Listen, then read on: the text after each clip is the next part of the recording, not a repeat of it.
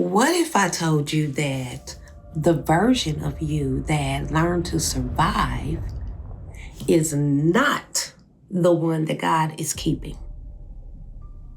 What if this past year has been one of awakening for you because the version of you that no doubt knows how to survive is no longer needed?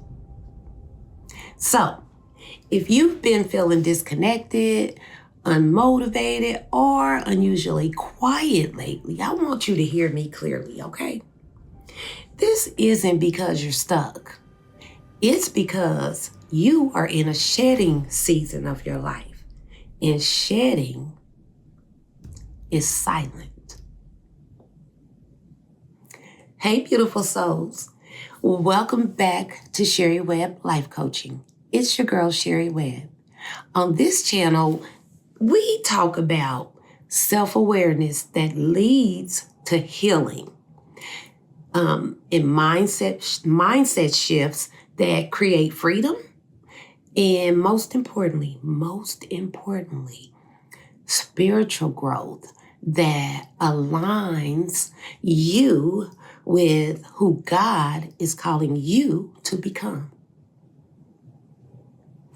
So today, I want to talk to you about why healing feels lonely before it feels freeing, and why the version of you that survived is not the one that God is keeping.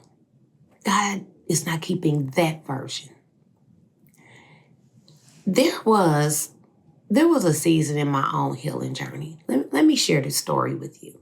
Well, it's not really a story, but let me share something about myself personally. There was a season in my own healing journey where I got quiet. Not withdrawn, but just called inward. It felt as if God shut my mouth, told me to shut it up for a season so, he could show me who I really am. Not someone new, not that, but who I had always been. Before the trauma, before survival, before performance. You see, I grew up in a home that was filled a lot of times with tension, unspoken truths, a lot of unspoken truths, and emotional chaos. There were secrets, lies, and realities that no child, me, I had no language for, but yet I still could feel it. I learned early in life to observe instead of speak, how to adapt instead of express myself. I became the peacekeeper. I became the people pleaser, the fixer. To this day, I call myself the problem solver because if there's one thing I know how to do and have perfected in my life, it is solving a problem. And it's not because that was my nature, but it was because it was my survival strategy. And even though that version of me, it helped me endure some very tough times, it also left me feeling depressed, disconnected from everything and everybody and feeling unworthy of the kind of love that didn't have to be earned, real true love. I believed that love was conditional. I thought my value, lived in how useful I was to others. So for years, I carried deep sadness, low self-worth, low self-esteem, and depression. I remember even feeling suicidal as a teenager, having suicidal thoughts. And then one day, as an adult, I reached a breaking point and I cried out to God and I said, I cannot take this feeling anymore. Please help me. Well, it was in that moment, that moment right there, it marked the beginning of the end of the old version of me. Isaiah in the Bible, in the book, in Isaiah 43:19, it says, behold, I am doing a new thing. Now it springs forth. Do you not perceive it? Listen, when God began healing me, the first thing he did was isolate me. And if you've been feeling isolated lately, hear me out on this. God is doing a good work in you, a good work. I remember he removed distractions. He removed the noise. He removed dependencies, friends, stability, even my stability. He removed money, familiar patterns. But I understand now that it wasn't to punish me, but to reveal me. And while that season was uncomfortable, it was uncertain and humbling, something sacred happened in the silence. I finally stopped running from myself. Here's the truth I need you to hear. Survival, it keeps you alive. It does, but it is not your identity. The version of you that learned how to shrink, perform, people please, numb, or stay quiet, it was necessary back then. But it's not permanent. That version was adaptive, but it's not broken. That version of you was protective, but not defective. But what once kept you safe can eventually keep you stuck if you try to live there forever. God is not keeping that version of you that merely survived, because he didn't create you just to endure life. He created you to live it whole, to live a full life, and to live life out loud. Live life out loud.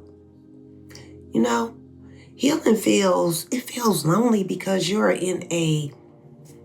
standing between two identities. You've outgrown who you used to be, but you haven't fully stepped into who you're becoming. It's a very uncomfortable space to be in. Old connections may no longer fit. It was true for me. Old patterns no longer will comfort you. And still, the new alignment hasn't fully formed yet. You see, that space, that in between, can feel isolating. But hear me, loneliness is healing. It's not rejection. It's a transformation. You're not alone. You're just early to the game, okay? This is the season where you stop explaining yourself because you realize that you were never required to. This is the season where you stop performing for validation. You don't have to, because you finally understand. You will, if you do not yet, you will understand that the only validation you need comes from within, from in here, and from the God who lives within you. You see, growth doesn't announce itself. It happens quietly, like a seed planted in darkness before it ever breaks through the soil. That's how growth happens, in the darkness, in the quiet, in the stillness. This is why I created my Mindshift Healing Journal. This it's not to fix. Let me be clear. It's not to fix anyone. It's not to rush healing either, but to give language to what so many of us are already feeling, but haven't been able to name. I'll leave the link below in the description if you would like to order yours, because it really is life-changing, okay? But here's the truth that we sometimes struggle with.